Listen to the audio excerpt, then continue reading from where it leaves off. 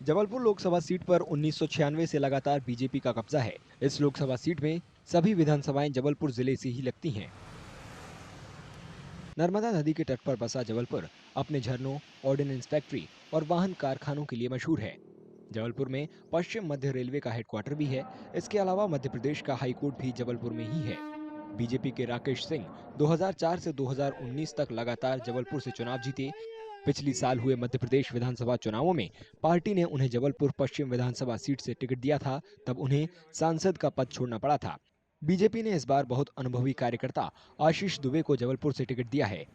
कांग्रेस ने अभी तक इस सीट के लिए अपने उम्मीदवार की घोषणा नहीं की है। हम जबलपुर को एक विकसित महानगर के रूप में देखना चाहते हैं और उसके लिए पूरे संकल्प के साथ, समर्पण के साथ, प्रतिबद्धता के साथ और हमारी जनता के आशीर्वाद के साथ हम आगे बढ़ेंगे और जबलपुर का विकास निश्चित रूप से करेंगे। चुनावों के ऐलान के साथ ही बीजेपी ने चुनाव प्रचार और तेज कर दिया है। पार्टी कार्यकर्ताओं का कहना है कि कांग्रेस तो उनके लिए कोई चुनौती ही नहीं है।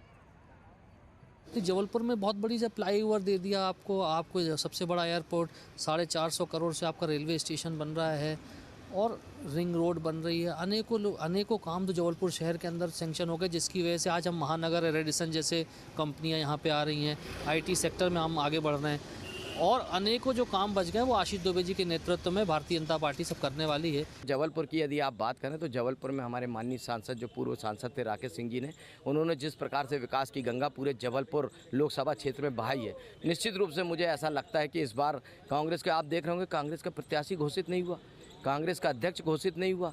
बिना दूल्हे की सरकार चल रही है, बिना दूल्हे की सत्ता चल रही है इनकी। निश्चित रूप से भारतीय जनता पार्टी इस बार भारी बहुमत से जीतने जा रही है और हमारे जो प्रत्याशी आशीष दुबे जी बहुत ही सहज और सरल व्यक्तित्व के धनी हैं। आने वाले समय में आपको पता चलेगा कि भारतीय जनता पार्टी ने किस प्रकार से यहाँ जीत हासिल की। राजनीति के जानकारों का मानना है कि बतौर सांसद राकेश सिंह ने जबलपुर में बहुत विकास कराया है और इसका फायदा बीजेपी उम्मीदवार आशीष दुबे को जरूर मिलेगा।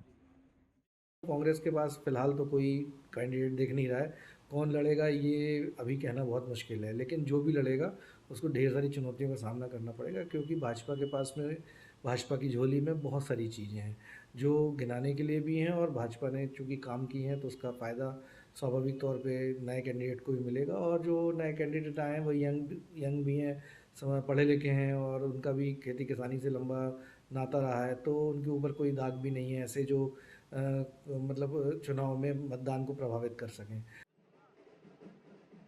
ऐसा माना जा रहा था कि कांग्रेस जबलपुर से कद्दावर नेता कमलनाथ को मैदान में उतार सकती है, लेकिन खुद कमलनाथ ने छिंदवाड़ा विधानसभा सीट छोड़ने से मना कर दिया है। उम्मीदवार के ऐलान के इंतजार के बीच कांग्रेस कार्यकर्ता बेरोजगारी जैसे मुद्दों का हवाला देते हुए बीजेपी को चुनौती देने की बात कर रहे हैं। उनका कहना है कि बीजेपी ने विकास कार्य के महज दावे किए हैं। उसमें संगठन की ज़बरदस्त तैयारी है। हम लोगों ने बूथ स्तर पर, चाहे आज बीएलए की बात करें, चाहे बूथ अध्यक्ष की बात करें, चाहे मंडलम सेक्टर, इन सारी चीज़ों का बड़ा स्ट्रक्चर बहुत अच्छा तैयार है, क्लियर कॉन्सेप्ट है। और दूसरी बात है कि इस बार कार्यकर्ता एक होकर चुनाव लड़ रहे हैं, कोई गुटबाजी नहीं, कोई पैनलबाजी नहीं, सारे कार्यकर्ताओं ने संकल्प ले लिया। अब तो खोने भी कुछ नहीं रह गया है। तो यह बात का निर्णय संगठन में बहुत जम से ये लहर है कि इस बार जो चुनाव है संगठन एक होकर, सारे नेता एक होकर, कोई भेदभाव नहीं, कोई मतभेद नहीं, चुनाव लड़ेंगे। कांग्रेस के मुद्दे बड़े स्पष्ट हैं। हम युवाओं के रोजगार को लेकर जनता के बीच जा रहे हैं। हम यहाँ पे इन्वेस्टर मीट के नाम पर जो व्यापारियों के साथ, उद्योगपतियों के साथ जो धोखा और छलापा हुआ है कि कागजों में सब दिखा दिया गया कि बहुत उद्योग लगे हुए हैं, बहुत व्यापार जो है वो मेट्रो और टियर 1 सिटी की तर्ज पर फैल गया है और ज़मीनी धरातल शून्य है। चुनावी माहौल में मतदाताओं की अपनी अपनी मांगे हैं। वे शहर का विकास, बेहतर मेडिकल सुविधाएं, अच्छे शिक्षण संस्थान और बेरोजगारी के मुद्दे का ठोस समाधान चाहते हैं। यहाँ पर एक विकास के नाम पर तीव्र गति लाने की आवश्यकता है। अब जैसे आप लीजिए, महाकौशल का मुख्य शहर है, तो हमारे शहर को उपराजधानी का दर्जा क्यों नहीं मिलना चाहिए?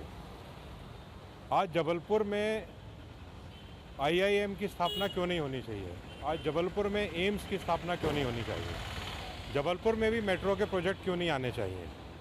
भाई, हम द्वितीय दर्जे के शहर का टैग कब तक झेलेंगे?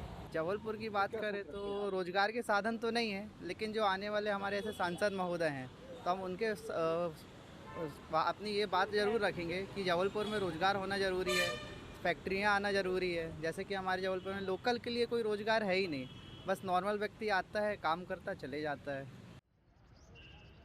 2024 के लोकसभा चुनाव 19 अप्रैल से 1 जून तक 7 चरणों में होंगे।